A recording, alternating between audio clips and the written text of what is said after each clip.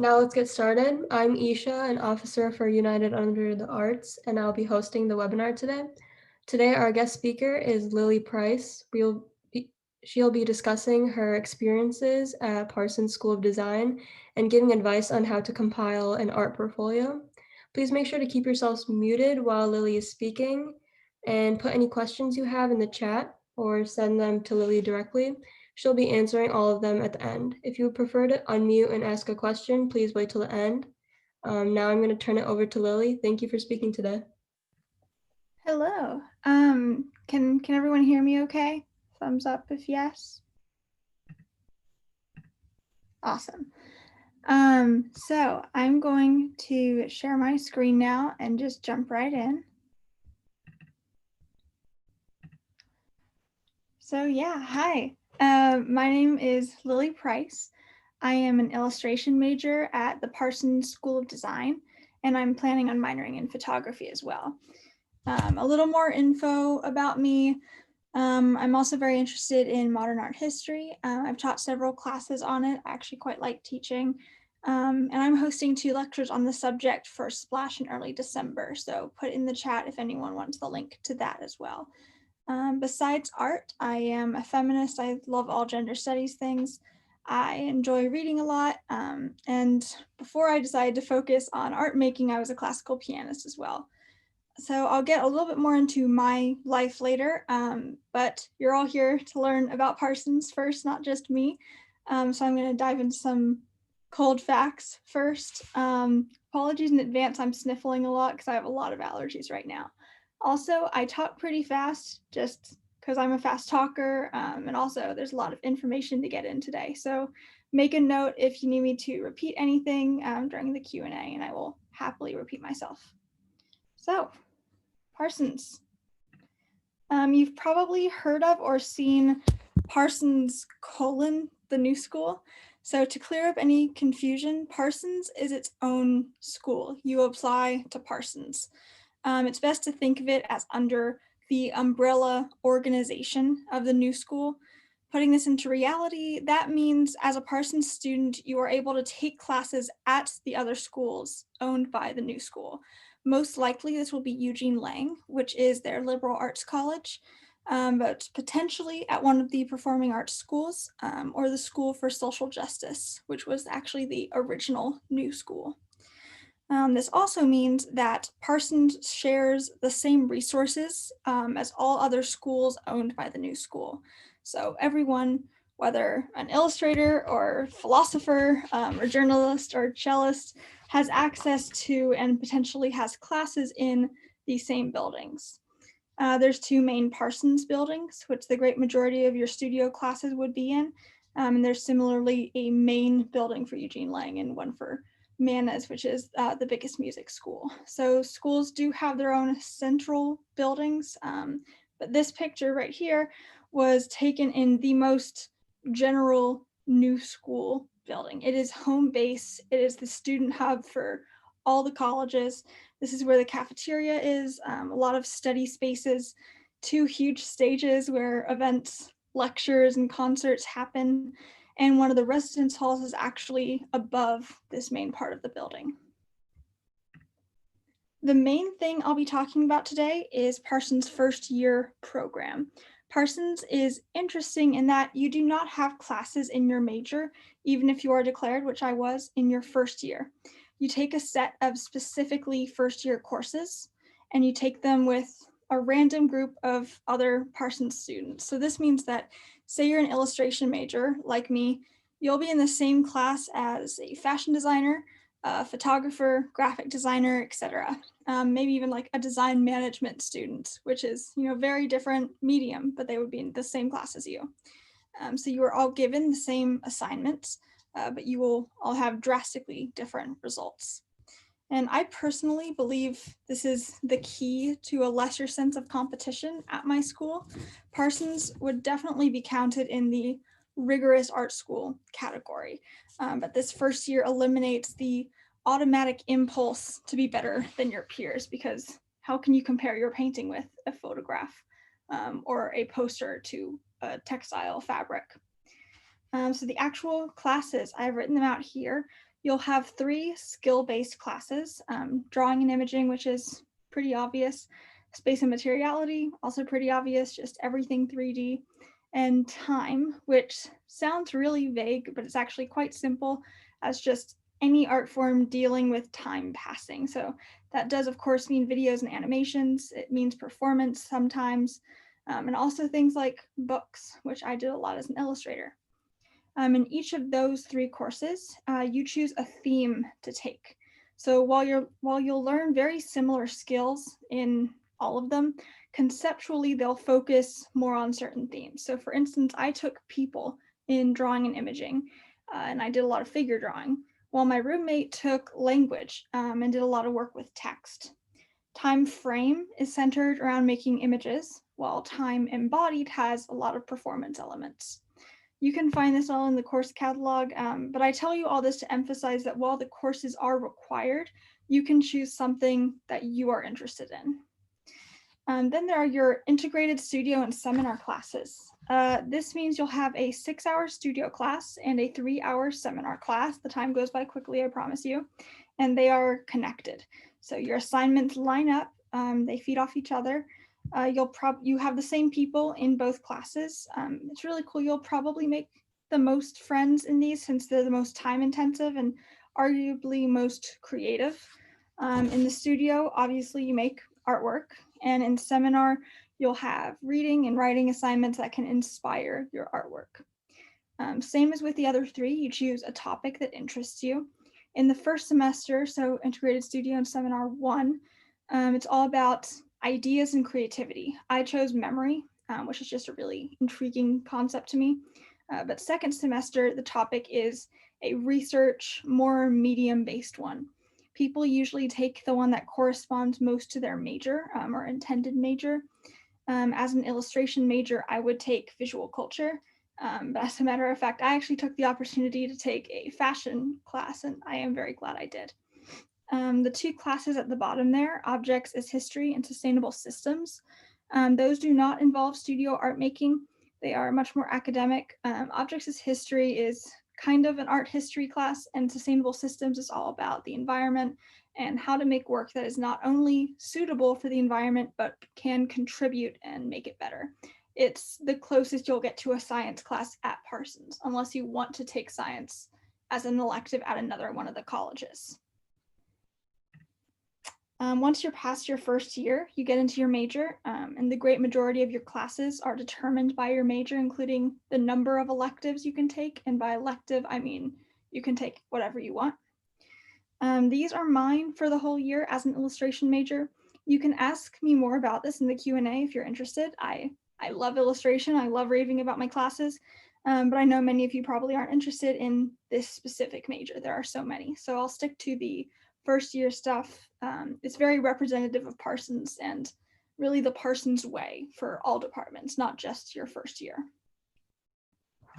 So I want to show you guys some work today. I know the classes probably sound kind of vague.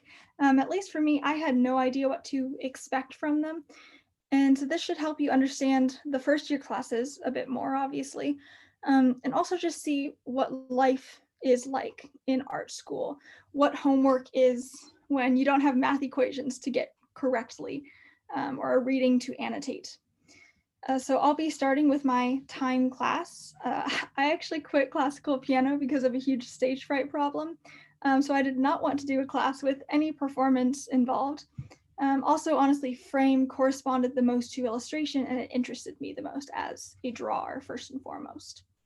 So in time, my class had 4 big projects and small homework assignments in between. That's the basic structure. This was one of the projects. We developed it for probably 3 weeks, potentially a little more.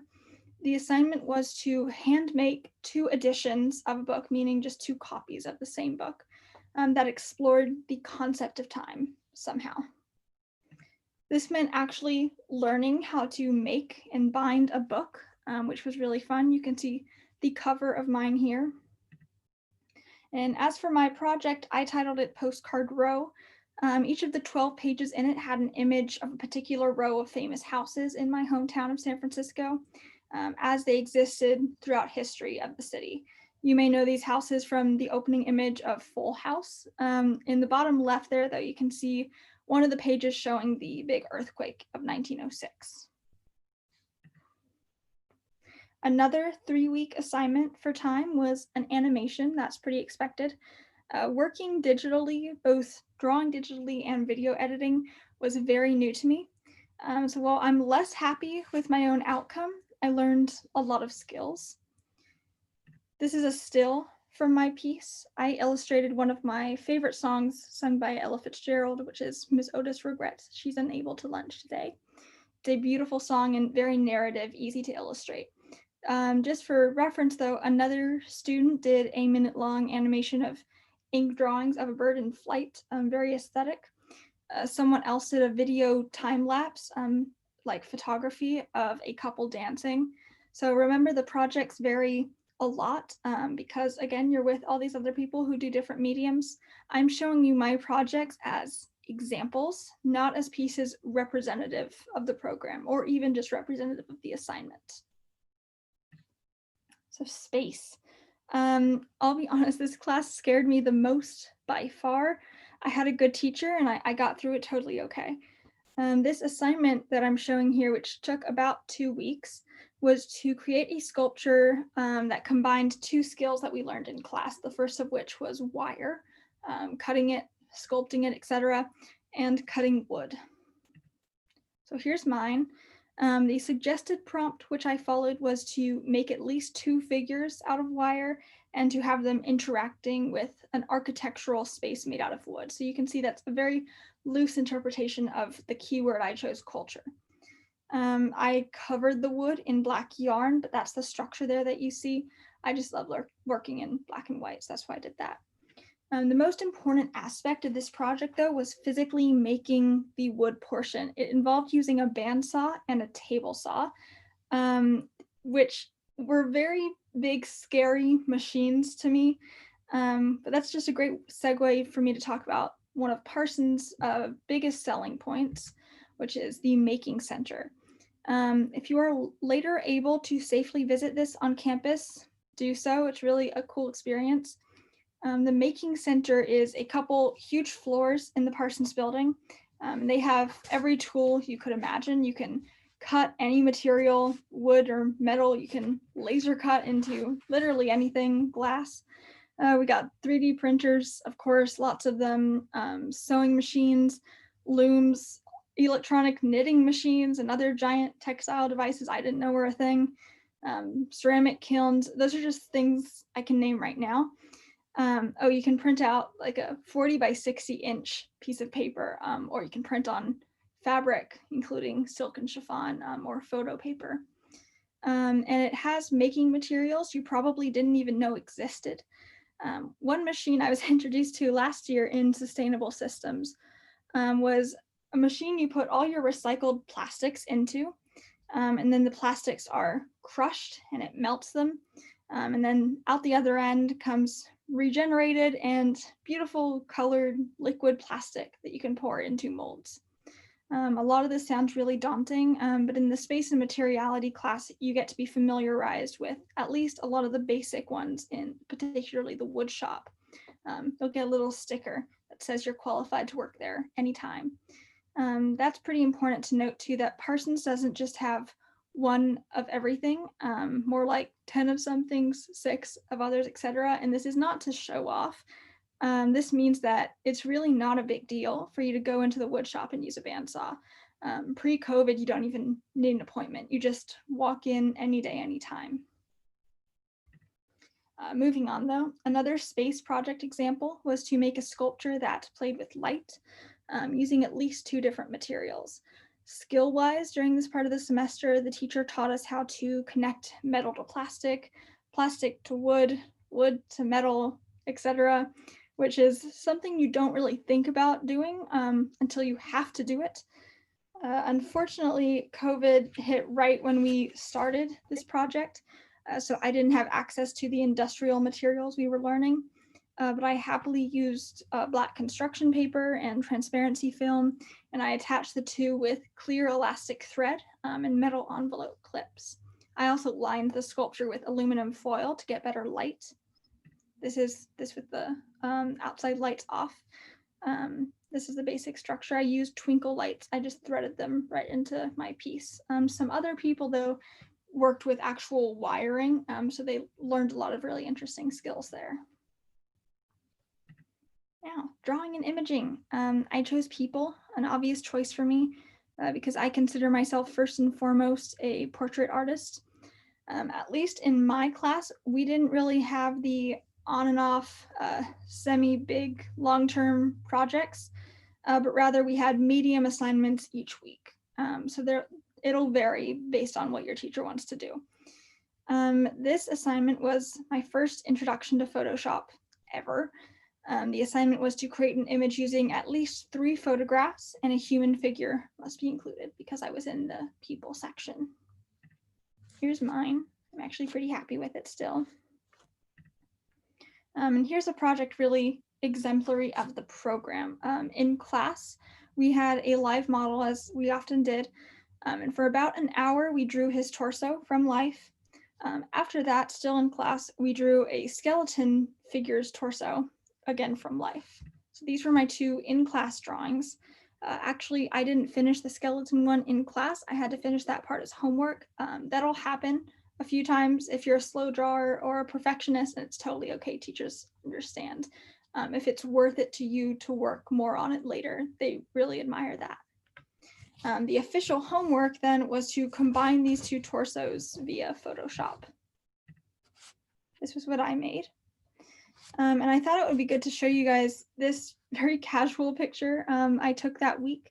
This is what a good amount of your actual class time will be in art school. It's critiques, meaning you put your work up on the wall along with everyone else's, and the teacher, as well as your peers, talk about your work, what they like about it, what they'd consider changing, and just making general observations even, so you become better familiarized with what makes your style unique.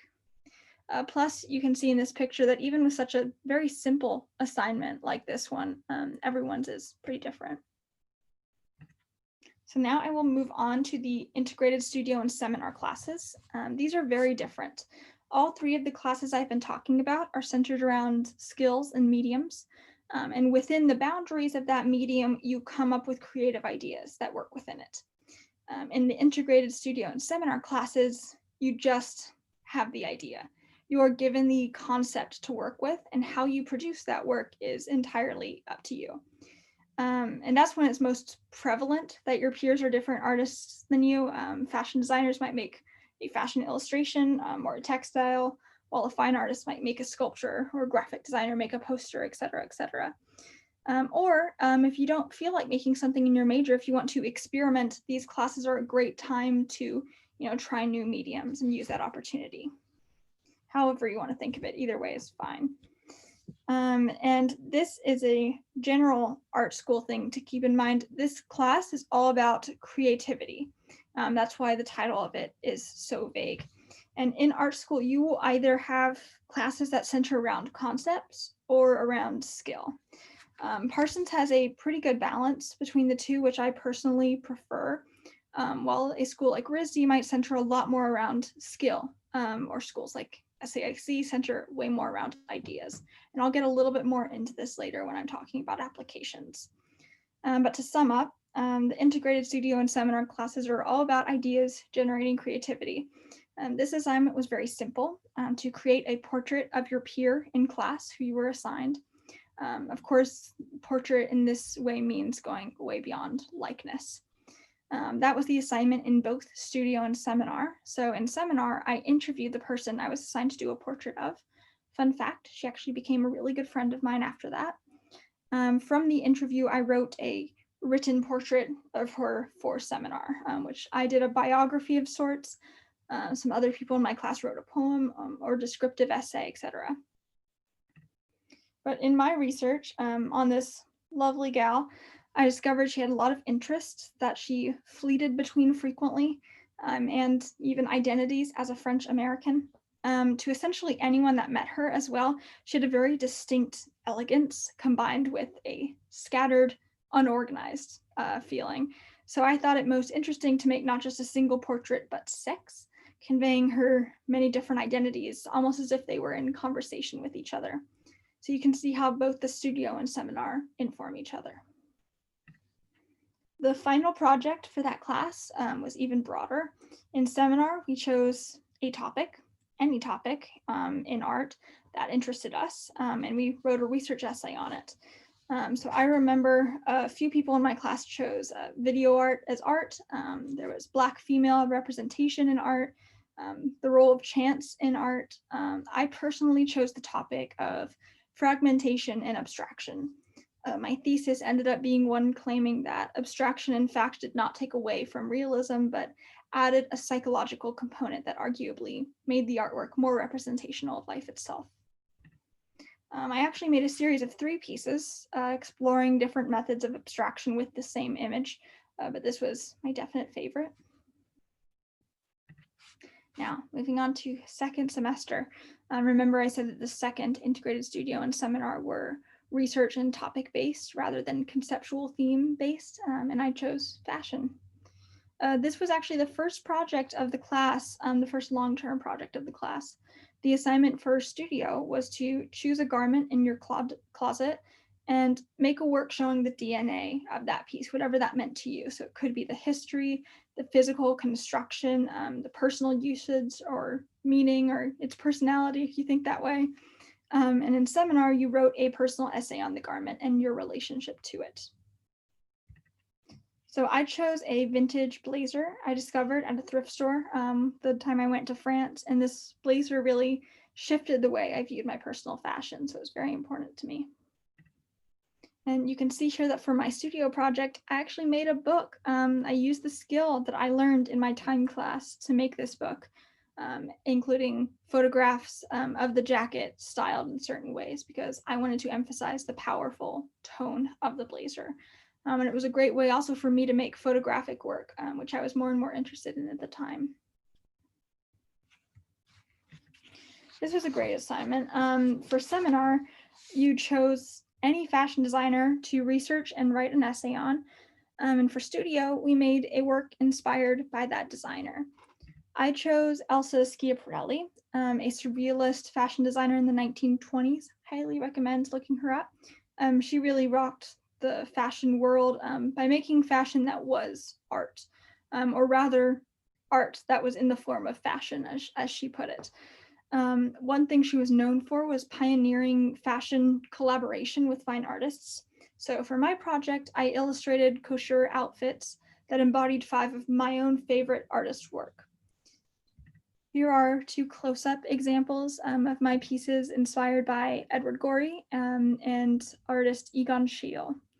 Just for reference, I remember a few of my classmates' projects. One made a really nice, legit printed and bound explicated portfolio of the designer's work. And another made her own fabric in the same style as the designer. So there's a lot of different interpretations, but I, as an illustrator, chose this route. The last specific assignment I'll show you was the one I actually finished during quarantine. For seminar, we chose a topic in environmentalism and sustainability, either a problem or concern or a solution. And then for studio, we made a work inspired by that research. For this project, for me, there was actually a pretty large gap between my studio and seminar pieces, but that was okay. This is art school. The teachers care more about your final result being interesting than about you following the rules. So for seminar, I researched the benefits of thrift stores as regenerative and affordable fashion. This led me down a rabbit hole of considering regenerative recycled materials. Thrift clothes are really just recycled clothes. So in studio, I got an idea to make a fashion item out of recycled paper. So I did an incredibly time-consuming project, which was my own fault, my own choice, which was to hand weave strips of magazine paper into my own textile and make a garment with that. So here's me styling the finished skirt. Little topic shift here. I wanted to take a moment to talk about field trips at Parsons and also at probably a lot of art schools in New York City. Long story short, we take a lot of them, pre-COVID, of course. This is a list I compiled of visits that I can remember. Some were more just for inspiration, while others were actually very informative in our work. So for example, my class took the ferry to Ellis Island for a day in memory, just exploring how memory was kept intact in a place filled with so much history.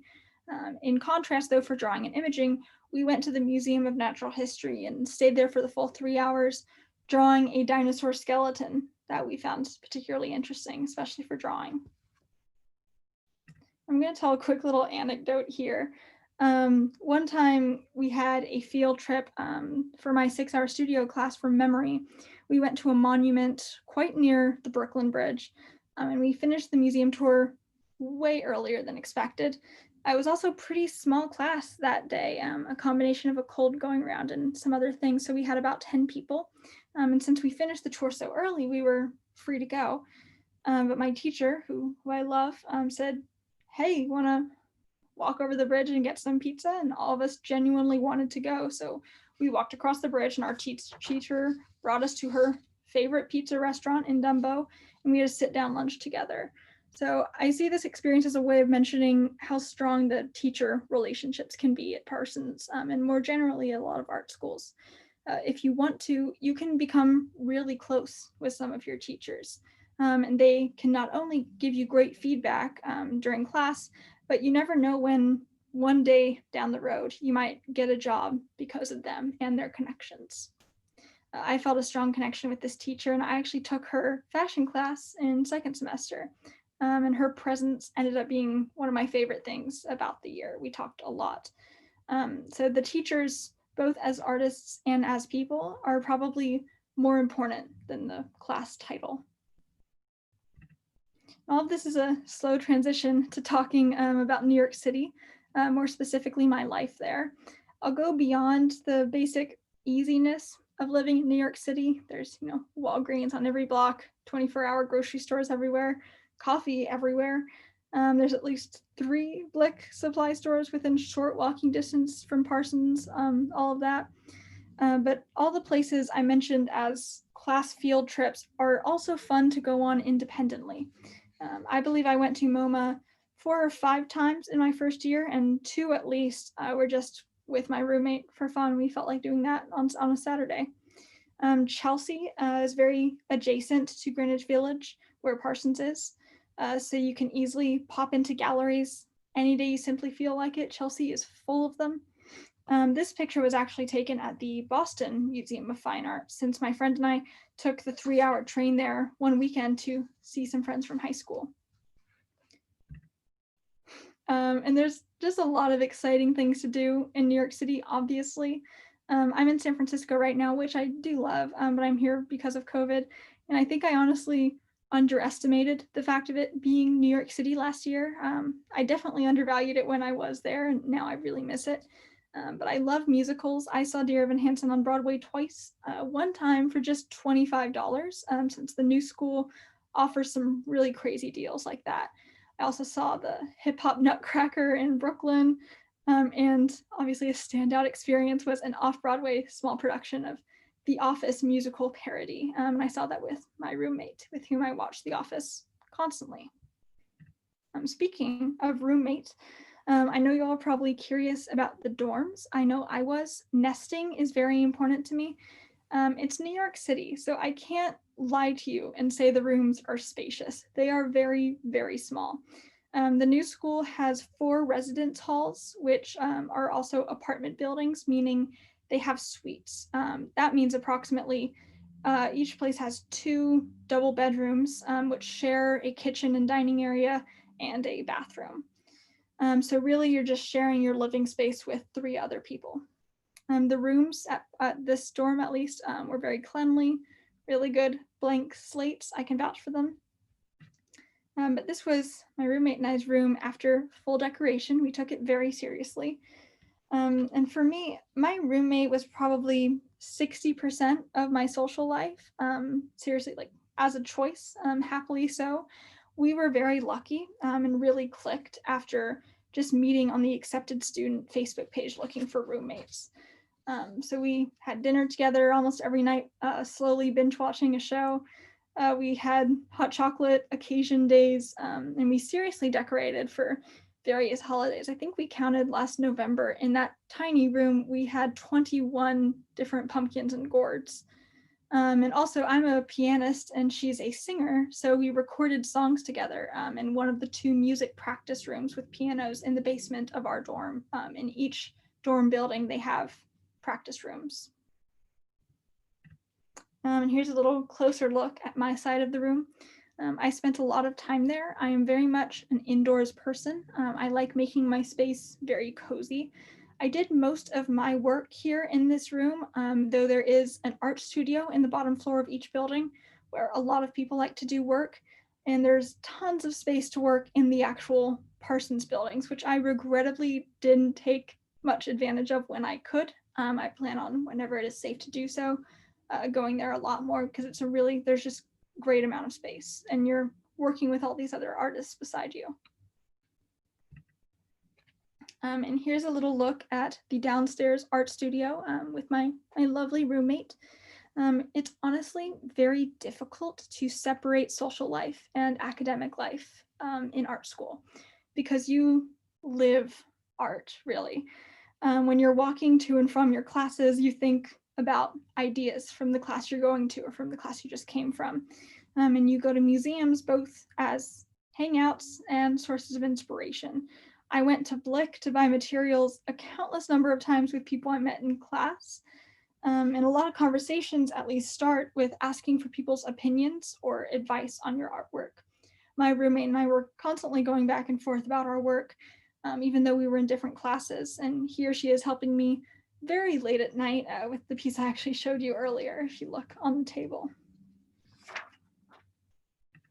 And the fusion of work and life goes beyond neighborly advice into actual collaboration. I am a photographer, and my roomie asked for help in a project in which she made this really cool mask. And so we collaborated in terms of staging, and I photographed while she wore the mask. One of my suite mates, a friend from class, and my high school friend's roommate at NYU modeled for me a few times when I wanted to do photography for a project last year. So just before ending the Parsons portion of my talk, one of the first questions and concerns I hear about Parsons is the urban campus, which is non-traditional for colleges. I won't lie, you will definitely get more of a tight-knit community feel if you choose a closed campus. I feel like that is pretty obvious. And that was one of my biggest concerns. But I think the mistake in my own thought process and other people's is thinking that being in a big city like New York and having those cultural resources means sacrificing good old college friendships. That is not true. The city contributes to your friendships. Really, it gives you tons of opportunities to make friends, take them or leave them. Finding a new coffee place each week was one of the primary ways I maintained such a close friendship with this lovely gal here. We called that tradition Saturday Sips. This picture is from the bookstore, The Strand, which was 1 block away from my dorm. And I visited this place with a few people frequently. Another friend of mine, we bonded because we both love food. So we went to different restaurants together. That was the friend I met by making a portrait of her.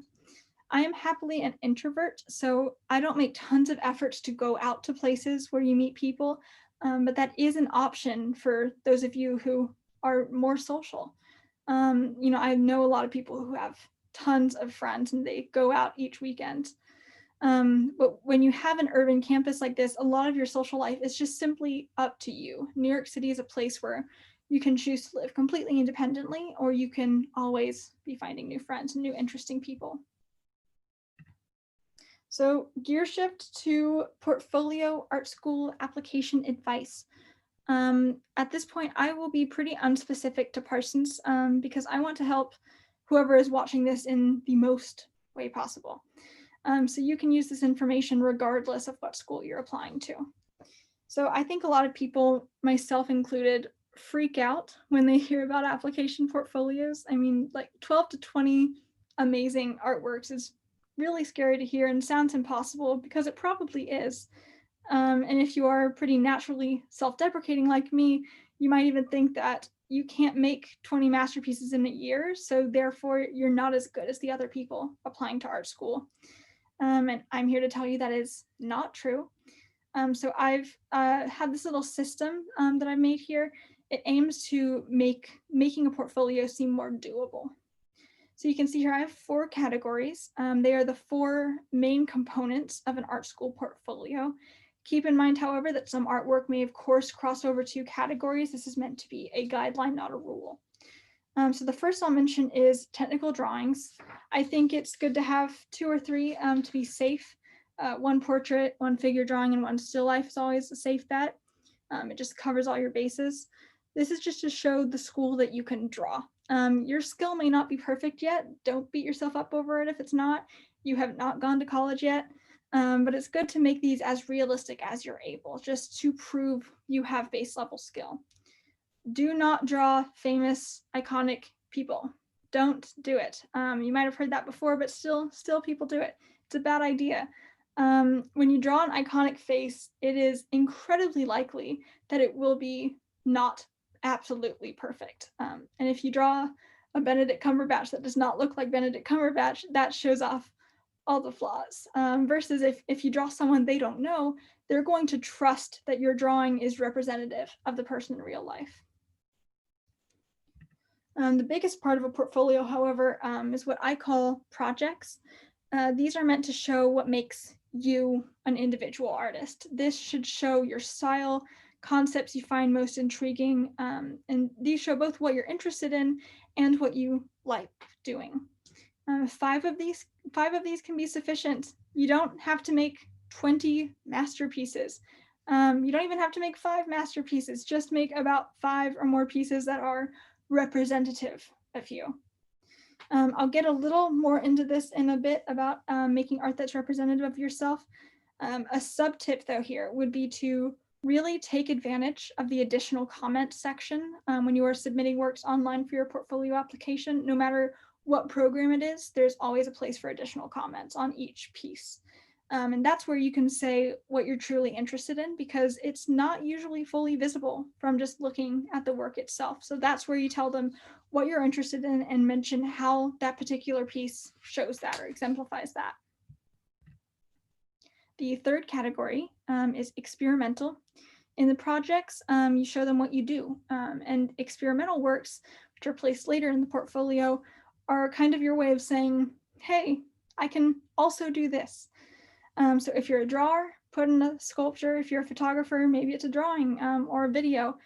Frequently, these are the pieces that actually come to you by accident as you are trying things out. And the last category is sketches and in-process photos. I didn't actually have great examples of these, so that should tell you it's okay if your artwork doesn't always fit into these 4 categories. Again, I just need to emphasize these are suggested, helpful guidelines, not rules. But schools do like to see your thought process. It's physical representations of what's going on in your mind before the actual work. A little tip is to do not show an in-process photograph of a work that is not finished elsewhere in your portfolio. And another solid tip, it's really rule number 1. I probably should have put it first, probably, but know the school. Don't expect to have one rigid portfolio you send everywhere. You need to edit, add, and subtract based on the individual school you are applying to. And I'll exemplify this in a minute. First, I wanted to provide you this screenshot from a PDF I made summarizing all I just said. Feel free to screenshot this now while I drink some water.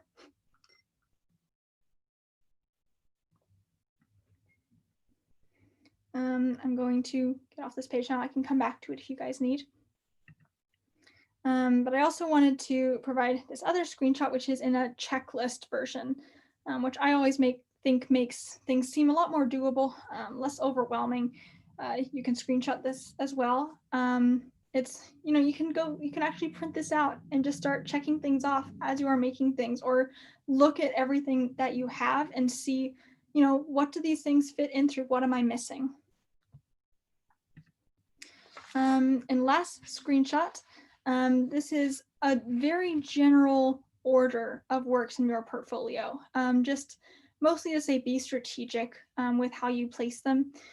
The most important things are to put technical skill set drawings near the beginning, not first, but near the beginning, so that you can establish a baseline for your ability. And they know all stylistic aspects of your art are choices, not necessities. Even if that's not true, it's still good to put this technical drawings in the beginning. And B, your first and last pieces in the portfolio should be your best and most representative of you. So don't load all your best ones in the beginning because it'll look like you burnt out. You don't want that. So you can think of it this way, which was helpful to me. Imagine the at least pre-COVID situation of there's a bunch of administrators at a table and they begin your slide room portfolio on a huge screen. That first image is going to grab their attention. It's like the first way you introduce yourself. The last piece, however, is what's going to be on that screen while they are talking about you. So you want that last impression to be good. In the abstract, here are 3 of the portfolios I submitted. I applied and was accepted into 4 schools, RISD, SAIC, Parsons, and MICA. Parsons and MICA have similar preferences, so I'm leaving MICA out of this chart here. But using my own schools as choices for examples, RISD and SAIC could not be more opposite schools. I'll say now that both are astounding, really great. Deciding between, these 3 schools was really very difficult and awful for me. But RISD and SAIC have 2 opposite philosophies when it comes specifically to applications, which is why it's so important to do your research. RISD generally wants to see skill and various abilities, whether that's just you being a really, really good drawer or if you can do something in all mediums. They believe that once you have laid the groundwork for art making using skill, in college, you can apply your creativity and artistic vision to your already existing skill set. SAIC, on the other hand, has generally an opposite philosophy that you can't teach creativity. So they want to see your most creative, interesting works that exemplify your individuality as an artist. It's your vision, really. And once you get in school, then they think you can, work on developing skill to push those ideas further. So see here how I have 4 technical drawings for RISD and 1 for SAIC. I had 2 experimental works for RISD while I had 6 for SAIC. Also, RISD wants a bigger portfolio while SAIC has a small one. RISD is no less than 12 pieces, while SAIC is no more than 12 pieces. So doing your research beforehand, early in the game will also help you know how much do I actually have to be creating here. And RISD likes to see all you can do, while SAIC values cohesion more. They like it when if you were to put all your work up on a wall, they could tell it was by the same artist. And that does not in any way mean they have to be identical, not at all. But simply there to be a common thread, whether that is aesthetic or conceptual, between them all. And Parsons likes a bit of everything, and they have a medium-sized portfolio. So this is all to say, research the school, read their mission statements, dissect their application instructions, and attend any national portfolio days or personal school portfolio reviews that you can. If you can email representatives, do so. They like when you're communicative, it shows interest, and it's beneficial to you when curating your portfolio for that school. Now, I realize this all seems a lot to ask, and it kind of is, but there are 2 prompts I like to give any student when they're struggling to build up a body of work. Firstly, you don't have to start something completely new each time. Make work inspired by work you've already done. Build off what you have by continuing the things you like that you did. And gradually, you'll get closer and closer to your individual artistic vision, which sounds so profound, but really that's just the only way you can do it. And that is a lesson I learned from a very wonderful teacher I was lucky to have in high school. I didn't even really realize the value of it until after I'd finished my portfolio and not even looked at it for a while. but now I kind of think about it every day. Being inspired by yourself is vital. But there's also another pretty universal prompt to use, which is the key to being inspired by other artists. When you find an artwork you like, figure out what is it you actually like about it. Is it a color palette, a material or method, a subject? Decide on that favorite thing and make your own artwork incorporating that quality. And with all that said, trust that inspiration will come. I honestly hate showing this. This was my portfolio at the end of junior year of high school. But I think it's necessary to show you guys so that you trust that you will find your thing, because that's end of junior year. And then this is end of senior year. These are all my portfolio pieces. So seemingly complete shift of like everything. First, I wanted to point out 4 technical drawings. That's what they can look like. But this is what I do now. This is my thing. This realistic and surrealistic, dark charcoal female portraiture work. And it all came from a process of randomly discovering that I love charcoal and realizing I really liked making things that are weird, but also beauty was incredibly important to me, aesthetic beauty. So a lot of thought processes I didn't plan led me to finding that artistic voice they always ask for in a portfolio. I did not expect any of this to happen, and it happened very fast. So you never know when your breakthrough is going to happen. Just keep making work about things you're interested in above all else. And my final thought for you today is a very hypocritical statement, which is try not to stress too much. This is not the end of the world. The work you do now does not define your career for 50 years. Literally the summer after senior year, so after I just submitted all my portfolio work, I by accident discovered I love photography, and now I'm minoring in it. So your college portfolio is just one step in the very long journey that is your artistic career. So try not to worry too much about the right now. And that is all I got for you. I will stop screen sharing now, but you can screenshot this information if you have any more questions or need to contact me about anything else. You can contact me through my website or DM me on Instagram. And more info of like examples that I used for Parsons the first year is at that link right there. So I'll give you a second and then I'll stop screen sharing and answer some questions. All right, I'm going to stop screen sharing.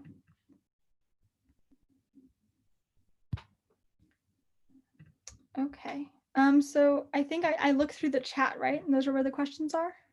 Yes? Yeah. Awesome. If anyone wants, they can feel free to unmute or ask more questions in the chat.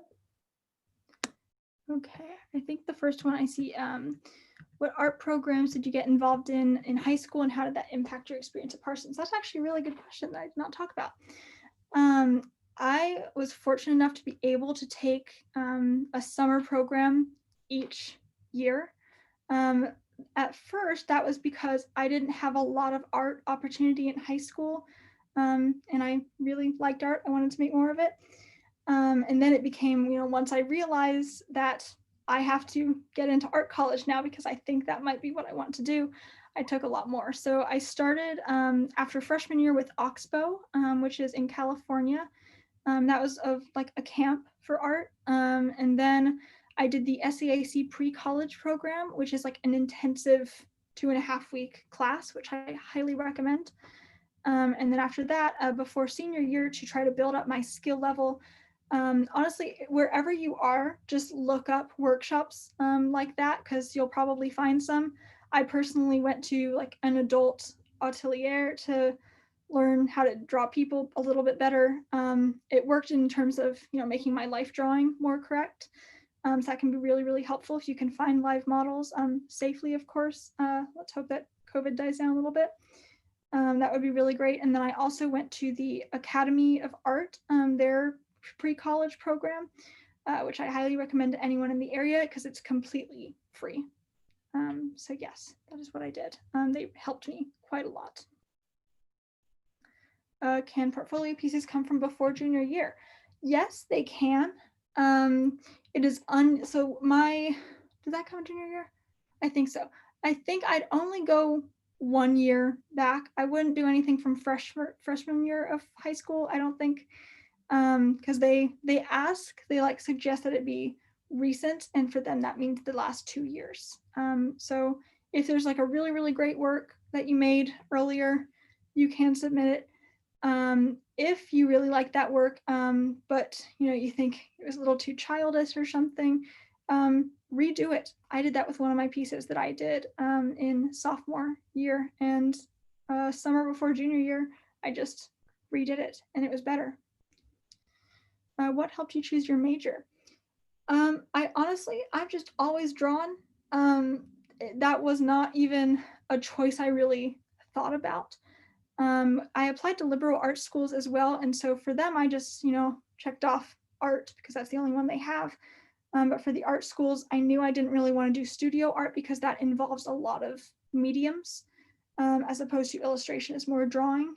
And then along the way, once I've actually gotten in my major, I realize by kind of luck, I actually really do like, trying to draw with more meaning behind it. That is, less conceptual and more just realistic. And also, it is, a slightly better financial decision for the future. I can go into a lot of industries with illustration. So that is how. Ooh, what is my favorite thing about Parsons? Oh my. I'd say, I'd honestly say the classes, because they're so different. And in each one, they just have such interesting assignments. Like they make it very creative and just exciting to go to your class. There's not really any class you feel like you have to, drag yourself to, unless you hate what you're personally making. It's not ever really because of something that's going on in the class. And the teachers in the class, which kind of go hand in hand, most of my teachers have been incredibly interesting to work with and very helpful in my process. What year of high school did I start making my portfolio? I'll start with that one. As I showed you before, that like image with, I think it had like 8 pieces on it, was my portfolio at the end of junior year.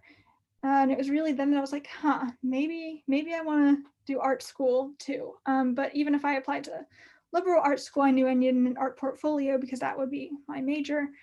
And so summer before senior year, I started doing, working on technical drawings.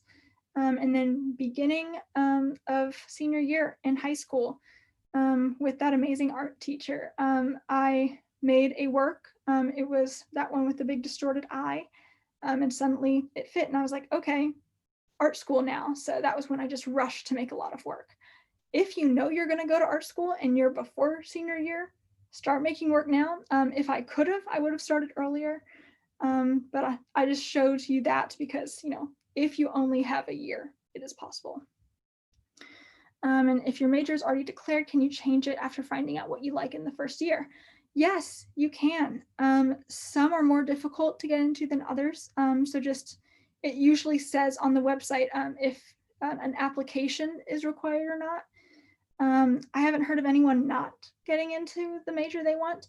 At Parsons, however, one thing I didn't mention because it didn't seem super necessary was that within Parsons, there's actually 3 general programs. There's art, media, and technology, which is what, all the art, media, and technology stuff is in, the illustration, studio art, photography, all of that. There's the fashion school, and then there is the strategic design and management, the more business end of things. So when it's very easy, not very easy, it's pretty easy to change your major within the program you started in. It gets more complicated when, say, you're in illustration and you want to change your major to fashion, because that's kind of switching general schools. But yes, you can. There's no rule against that. Do I participate in any art competitions? Senior year, I actually sent a few works to the academic, scholastic, and art and writing awards. I can look in a second and find the actual word for it, but you probably heard of it. And I got a silver key and honorable mention. So submit some works for that if you can. I don't know if it really varied how the schools thought of me because I did it pretty late. I know some other people take them very seriously though, and if you look up just high school art competitions, you will find some. So that, and especially some have, scholarships for colleges, so you can look into that. Why did I choose Parsons over the other art schools? Such a tough decision. I'll tell you, it was really awful. I am very happy with my choice. I promise you all that. I'm very happy. But I decided very late. I did not expect to get into all of them because I didn't go to an art high school or anything like that, and I started the portfolio so late. And so I didn't expect that to happen. I visited all of them a lot. Financially, I'm lucky enough to be able to go and visit those places on the opposite coast. And SAIC, I knew pretty well from the pre-college program. SAIC, I think the only reason I didn't end up going there was because they're very fine art based. You'll find that, and they have a lot of really great alumni that are astounding fine artists, but I knew that that's not really what I wanted my focus to be. And Parsons is definitely geared more towards professionalism and not exactly like financial, but just finding opportunities. And it being in New York City was definitely a big help. And that's part of what pushed Parsons past RISD. That was probably the toughest part of the decision. RISD is just a lot of intense technical work. And also their illustration major was very different from the Parsons one, and I wasn't entirely sure that's what I wanted to do. And then really when I revisited Parsons, it was just really impressive. Like you walk in there, like that making center, it's just like, this is what art schools are like in the future. Like you walked into a brochure, but it was real. And so, I just had that moment of like, I can't not go here. So while I could see myself going to the other schools, I could not see myself not going to Parsons. And that's really what changed my mind. But they're all really great schools. I recommend all three of them. Industrial design. Yes, I think Parsons has an industrial design major. That's a pretty easy thing to look up in their undergraduate majors. I think I know they have a product design major. I'm aware of that. I think there's an industrial design major.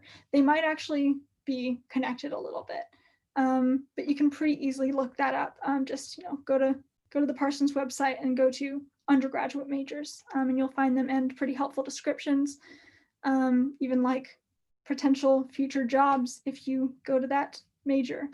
We have a pretty good website, so I'd recommend that. I think we do though. What is class like in the pandemic?